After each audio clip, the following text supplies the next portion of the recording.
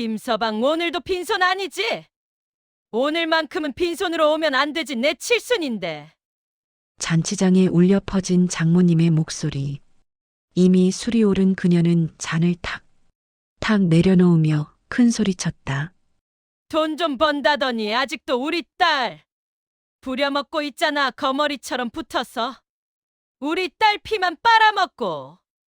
화려한 차려입은 친척들, 고급 한정식이 차려진 테이블, 그리고 순간 얼어붙은 칠순 잔치장. 모든 시선이 한 남자를 향했다. 김대원, 그의 손은 떨리고 있었다. 10년 동안 참아왔던 모든 것들이 한계에 다다른 순간이었다. 하지만 이 이야기는 훨씬 전부터 시작됐다. 김대원은 넉넉하지 않은 집에서 자랐다. 부모님은 그가 대학에 가는 것조차 부담스러워했다. 아들아, 대학은 꼭 가야 하니? 집안 형편이 이런데. 어머니의 그 말이 아직도 그의 귓가에 맴돌았다. 하지만 그는 포기하고 싶지 않았다. 아르바이트를 3개씩 뛰면서 장학금을 받으면서 어떻게든 대학을 졸업했다. 새벽 배달 아르바이트를 하고 낮에는 학교에 가고 저녁에는 편의점에서 일했다. 친구들이 MT를 가고 술자리를 할 때 그는 혼자 도서관 구석에서 졸음을 참아가며 공부했다. 이 고생이 끝나면 언젠가는 떳떳하게 살 수 있겠지. 그때만 해도 그는 그렇게 믿었다.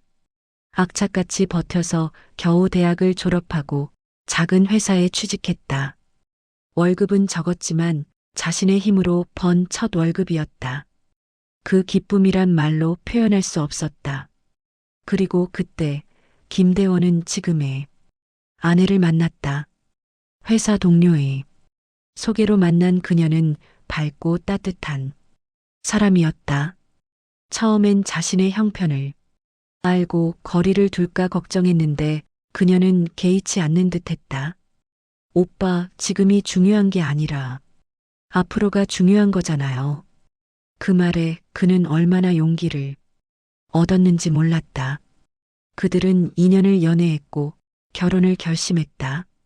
하지만 장인어른과 장모님을 처음 뵙는 자리는 김대원의 인생에서 가장 긴장되는 순간이었다. 고급 한정식 집이었는데 그는 그런 곳에 가본 적이 없어서 어떻게 행동해야 할지도 몰랐다. 장모님은 처음 그를 보더니 위아래로 훑어보았다. 그 시선이 마치 물건을 평가하는 것 같았다.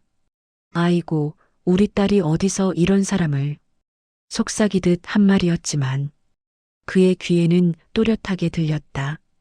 장인어른은 조용히 술만 드셨고 장모님은 계속해서 그를 떠보는 질문들을 했다. 직장은 어디 다녀? 아, 거기. 집은 어디 사니? 전세?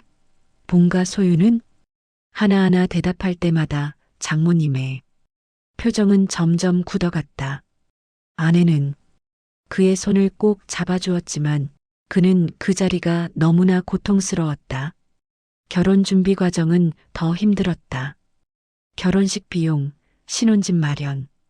그는 자신이 가진 전부를 쏟아부었지만 턱없이 부족했다. 결국 장인어른 댁에서 전세금 3억 원을 빌리게 되었다. 그의 인생에서 본 적 없는 큰 돈이었다. 차용증을 쓰면서 장모님이 말했다. 이 돈 잘 써. 우리 딸 고생시키면 안 돼. 알았지? 네, 장모님. 꼭 잘 갚겠습니다. 그렇게 그들은 결혼했다. 결혼식 날 그의 쪽 하객은 친구 몇 명이 전부였고 아내 쪽은 화려한 친척들로 가득했다. 그 대비가 너무나 부끄러웠다. 신혼생활은 달콤하면서도 고달팠다. 아내와 그는 둘 다 열심히 일했다. 아침 일찍 출근해서 밤늦게 돌아오는 날이 대부분이었다. 주말에도 그는 부업을 했다. 빚을 갚아야 했고 자신들만의 집을 마련하고 싶었으니까. 하지만 장모님은 자주 그들의 집에 왔다. 그리고 올 때마다 김서방, 우리 딸 밥은 제대로 차려주는 거야? 이것 봐, 집안이. 왜 이 모양이야? 장모님, 제가 바빠서 청소를 제대로 못했습니다. 너가 더 벌어야지. 우리 딸을. 이렇게 고생시키면 어떡해. 아내가 늦게까지 일하는 것도 그의 탓, 아내가 피곤해하는 것도 그의 탓, 심지어 아내가 감기에 걸리기만 해도 그의 탓이었다. 우리 딸이 무슨 팔자가 이런지. 남편 잘못 만나서 고생이야. 엄마가 뭐라고 했어? 그 사람 만나지 말라고 했잖아. 아내가 감기로 누워있던 어느 날 장모님이 와서 한 말이었다. 그는 약국에 다녀오는 길이었는데 문 앞에서 그 말을 듣고 한참을 서 있었다. 들어가야 하나 말아야 하나. 하지만 들어가지 않으면 더 혼날 것 같았다. 장모님, 제가 잘못했습니다. 제가 더 잘 챙길게요. 챙기긴 뭘 챙겨. 자네 능력이 안 되니까 우리 딸이 고생하는 거잖아. 그는 그저 고개를 숙일 수밖에 없었다. 아내는 아무 말도 하지 않았다. 그의 편을 들어주지는 않더라도 장모님께 한마디 해주길 바랐지만 그런 일은 일어나지 않았다. 명절 때는 더 심했다. 항상 처가에서 명절을 보냈는데 친척들이 모인 자리에서도 장모님은 그를 무시했다. 김서방은 회사가 어디더라? 아, 거기. 요즘 괜찮아? 우리 딸은 대기업 다니는데 사위가 좀 더 잘 벌어야 하는데 우리 딸이 돈도 더 벌고 집안일도 다 하고 참 안 됐어. 특히 다른 사위들과 비교할 때가 가장 고통스러웠다. 장모님의 조카 사위가 의사였는데 명절 때마다 그 이야기가 나왔다. 우리 조카 사위는 말이야, 강남에 병원 차렸어. 차도 외제차 타더라고. 그에 비하면 장모님은 김대원을 힐끔 쳐다보며 말을 흐렸다. 하지만 그 의미는 누구나 알 수 있었다. 또 친척 이모님이 말했다. 언니 사위는 대기업 임원이라면서요. 연봉이 얼마나 돼요? 에이, 그게 중요해? 우리 큰 사위 집도 30평대 아파트 샀어. 김서방이는 아직 전세지? 친척들 앞에서 당하는 그 수모가 얼마나 고통스러웠는지. 김대원은 식사도 제대로 못하고 구석에 앉아서 술잔만 들이켰다. 그리고 가장 기억에 남는 날이 있었다. 아내의 생일이었다. 김대원은 한 달 동안 모은 돈으로 아내가 갖고 싶어 하던 가방을 샀다. 명품은 아니었지만 그가 살 수 있는 최선이었다. 50만 원짜리 가방이었다. 장모님이 집에 오신 날 아내가 그 가방을 들고 있었다.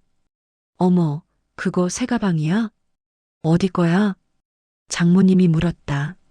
남편이 생일 선물로 사줬어요. 아내가 기뻐하며 대답했다.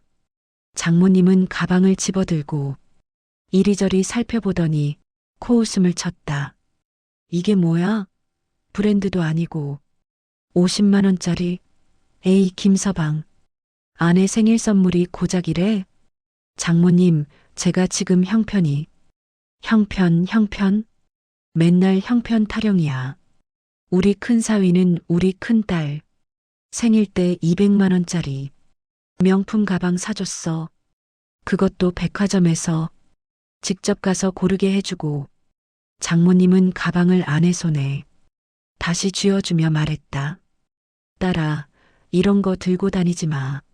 사람들이 뭐라고 하겠니? 차라리 엄마가 사준 가방 들고 다녀. 그 순간 아내는 아무 말도 하지 않았다. 김대원을 변호하지도 가방을 감싸지도 않았다. 그저 조용히 가방을 내려놓았다. 김대원은 그날 밤 혼자 술을 마셨다. 한 달 동안 모은 돈으로 아내를 기쁘게 해주려고 산 선물이 그렇게 초라한 것이 되어버렸다. 그렇게 3년, 4년, 5년이 흘렀다. 그는 이를 악물고 버텼다. 회사에서도 더 열심히 일했고 주말마다 부업을 했다. 빚은 조금씩 줄어들었다. 3억에서 2억 5천, 2억. 그가 악착같이 모은 돈으로 조금씩 갚아나갔다. 하지만 장모님은 그것조차 인정하지 않았다. 겨우 5천만 원 갚았다고 잘난 척이야? 아직 멀었어, 멀었어. 그의 노력은 항상 부족한 것이었고 그의 존재는 항상 딸을 고생시키는 것이었다. 결혼 6년 차 그에게 기회가 왔다. 회사를 나와 작은 사업을 시작할 기회였다. 위험했지만 그는 도전하고 싶었다. 아내에게 말했을 때 아내는 걱정스러운 표정을 지었다. 여보, 지금 직장 생활 괜찮은데 굳이 위험을 감수해야 할까? 나 한번 해보고 싶어. 이대로는 평생 이렇게 살 것 같아. 엄마는 뭐라고 하실까? 그 말에 그는 화가 났다. 자신들의 인생인데 왜 장모님 눈치를 봐야 하는지. 결국 그는 사업을 시작했다. 물론 장모님은 크게 반대했다. 미쳤나 봐. 멀쩡한 회사 때려치우고 사업이라니. 우리 딸 고생시키려고 작정했어? 처음 1년은 정말 힘들었다. 돈이 들어오지 않았고 빚만 늘어갔다. 아내는 불안해했고 장모님은 기회만 있으면 그를 비난했다. 그것 봐. 내가 뭐라고 했어. 김서방 때문에. 우리 딸 인생 망치는 거야. 하지만 그는 포기하지 않았다. 새벽 4시에 일어나서 밤 12시에 잠드는 생활을 했다. 주말도 명절도 없이 일했다. 그리고 2년 차에 접어들면서 사업이 조금씩 자리를 잡기 시작했다. 거래처가 늘어났고 매출이 올랐고 흑자로 돌아섰다. 3년 차에는 직원을 고용할 수 있었고 사무실도 확장했다. 통장 잔고가 늘어나는 것을 볼 때마다 그동안의 고생이 헛되지 않았다는 생각이 들었다. 결혼 9년 차 그는 드디어 빌렸던 전세금 3억을 다 갚을 수 있을 만큼의 여유가 생겼다. 아니, 사실은 이미 1억은 갚아놓은 상태였다. 조금씩 조금씩 갚아나갔던 것이다. 하지만 장모님의 태도는 변하지 않았다. 여전히 그를 무시했고 여전히 아내에게 남편 잘못 만났다는 말을 했다. 사업이 잘 되고 있다는 것을 알면서도 장모님은 인정하지 않았다. 사업이라는 게 언제 망할지 모르는 거야. 우리 딸은 안정적인 대기업 다니는데 너는 늘 불안해 보여. 그 말에 그는 웃어 보였지만 마음 한켠이 씁쓸했다. 성공해도 칭찬은 없었고 변함없이 그는 불안한 사위였다. 그 무렵 장모님의 칠순 잔치 이야기가 나왔다.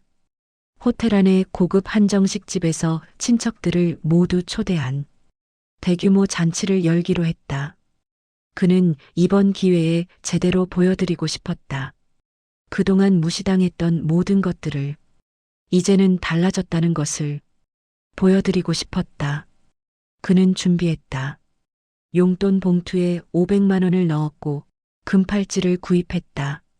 그리고 호텔에 전화해 미리 연락해서 잔치 비용 전액을 자신의 카드로 결제하기로 약속했다. 이번엔 달라질 거야. 장모님도 이제 나를 인정하실 거야. 그는 그런 기대를 품고 있었다.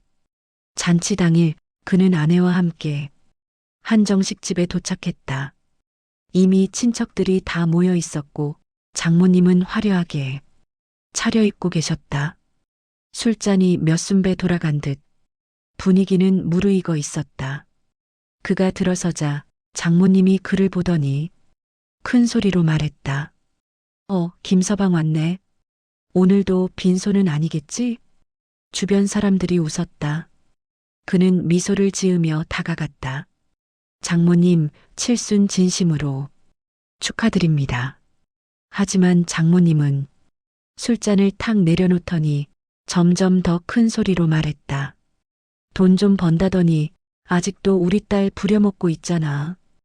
거머리처럼 붙어서 우리 딸 피만 빨아먹고 사위라는 게 이런 거야. 여러분, 처가에서 돈 빌려서 집 장만하고 아직도 다 못 갚고 우리 딸은 매일 야근하면서 돈 벌어오는데 순간 잔치장이 조용해졌다. 모든 사람들의 시선이 그에게 쏠렸다.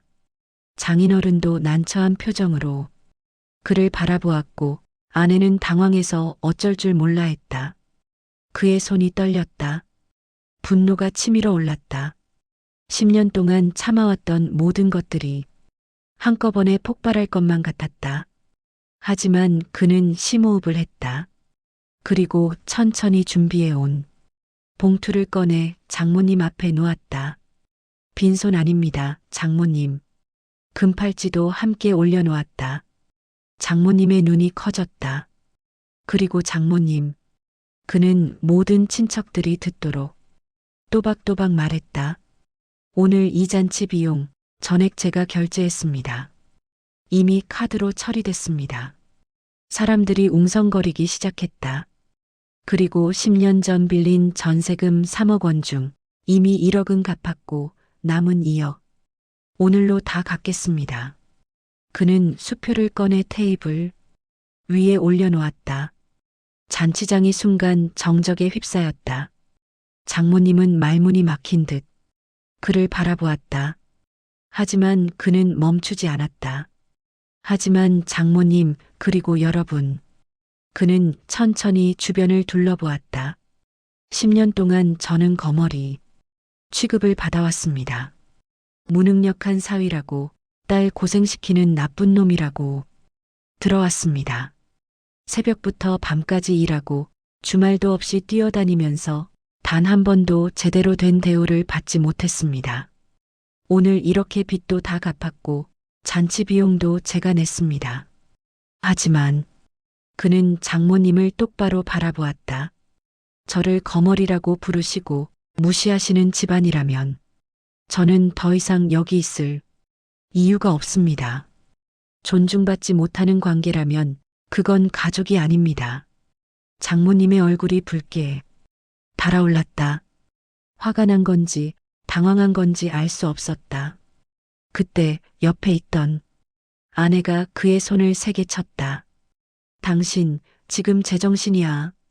우리 엄마한테 어떻게 그럴 수 있어? 그는 아내를 바라보았다. 10년을 함께한 아내, 자신이 사랑했던 사람. 우리 엄마 체면이 다 구겨졌잖아. 친척들 앞에서 어떻게 이럴 수 있어? 그 순간 그의 마음속에서 무언가가 무너져 내렸다. 10년 동안 단 한 번도 아내는 그의 편을 들어주지 않았다. 장모님이 그를 무시할 때도, 친척들 앞에서 망신을 당할 때도 아내는 침묵하거나 장모님 편을 들었다. 여보, 그는 조용히 말했다. 10년 동안 나는 당신 가족들에게 무시당하며 살았어. 단 한 번도 당신은 내 편이 되어주지 않았지. 그건 엄마 체면? 그래, 중요하지. 하지만 남편 체면은? 내 자존심은? 그는 친척들을 둘러보았다. 모두 숨을 죽이고 그들을 바라보고 있었다. 여보, 우리 이제 그만 끝내자. 뭐? 이혼하자. 아내의 얼굴이 창백해졌다. 장모님이 벌떡 일어났다. 뭐? 이 자식이 지금. 하지만 그는 더 이상 그 자리에 있고 싶지 않았다. 그는 조용히 자리에서 일어나 문을 향해 걸어갔다. 뒤에서 아내가 부르는 소리, 장모님이 소리치는 소리가 들렸지만 돌아보지 않았다. 문을 나서는 순간 시원한 바람이 얼굴을 스쳤다. 10년 만에 처음으로 진짜로 자유로운 기분이 들었다. 김대원이 잔치장을 나간 직후 장모님과 아내는 오히려 화를 냈다. 뭐야, 저 자식? 감히 우리한테 그런 식으로 나와. 장모님은 친척들 앞에서 소리쳤다. 괜찮아요, 엄마. 어차피 이혼하겠다고? 해봐라 그래. 위자료 받아낼 거야. 10년 동안 내가 얼마나 고생했는데. 아내도 화가 난 목소리로 말했다. 그래, 맞아. 위자료도 받고 재산 분할도 받고 사업 잘 된다며? 그럼 반은 우리 딸 거야. 장모님이 맞장구 쳤다. 그리고 엄마, 나 재혼하면 돼. 이번엔 제대로 된 사람 만날 거야. 대기업 다니는 사람이나 전문직? 그래, 그래야지. 우리 딸 조건이면 얼마든지 좋은 사람 만날 수 있어. 두 사람은 김대원이 돌아올 거라고 생각했다. 아니, 돌아와서 빌어야 한다고 생각했다. 조금 있으면 연락 올 거야. 미안하다고, 잘못했다고. 당연하지. 우리 딸 떠나면 뭐 먹고 사는데? 친척들은 어색한 표정으로 그들을 바라봤지만 아무도 말리지 않았다. 며칠이 지났다. 김대원에게서 연락이 오지 않았다. 엄마, 왜 연락이 없지? 설마 진짜로? 에이, 괜찮아. 조금 더 기다려봐. 분명히 연락 올 거야. 일주일이 지났다. 여전히 아무 연락이 없었다. 엄마, 이상해. 문자도 전화도 아무것도. 걱정 마. 어차피 돈은 우리가 다 받을 수 있어. 변호사 선임해서 재산 분할 청구하자. 2주일이 지나고 등기우편이 도착했다. 이혼소송 통지서였다. 그리고 거기엔 놀라운 내용이 적혀 있었다. 김대원의 사업체는 개인 사업자가 아닌 법인이었고 결혼 후 아내 명의로 된 재산은 전세금뿐이었다. 그것도 이미 장인어른께 전액 반환된 상태였다. 이게 뭐야? 아내의 얼굴이 창백해졌다.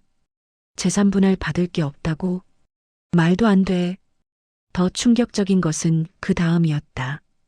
김대원은 이미 새 아파트를 계약했고 회사 명의로 외제차도 뽑았다. 개인 자산은 최소화하고 법인 자산은 극대화한 상태였다. 아내는 변호사를 선임했다.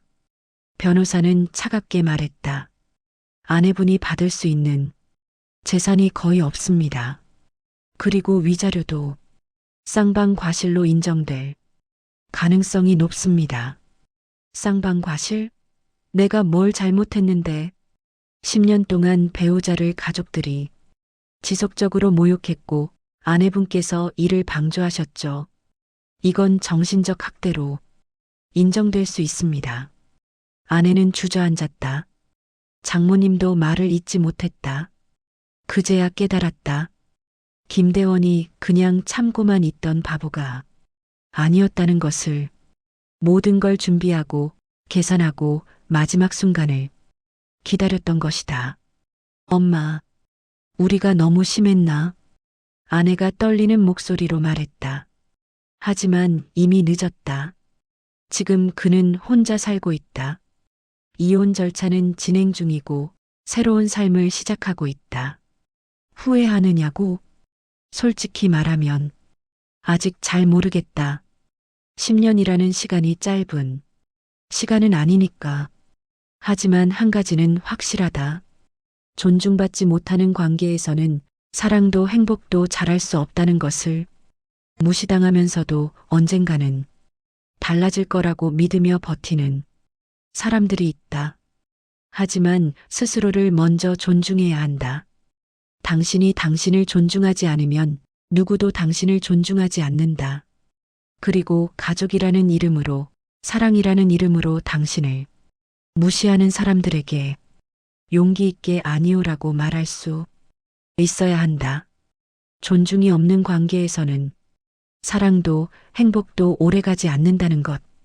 누군가를 위해 참는 것도 중요하지만 끝까지 자신을 잃지 않는 게 더 중요하다. 이건 한 남자의 이야기다. 10년을 참고 견뎠지만 결국 자신의 존엄을 선택한 남자의 이야기입니다. 오늘 이야기가 마음에 남으셨다면 좋아요와 구독으로 다음 이야기를 함께 해주세요.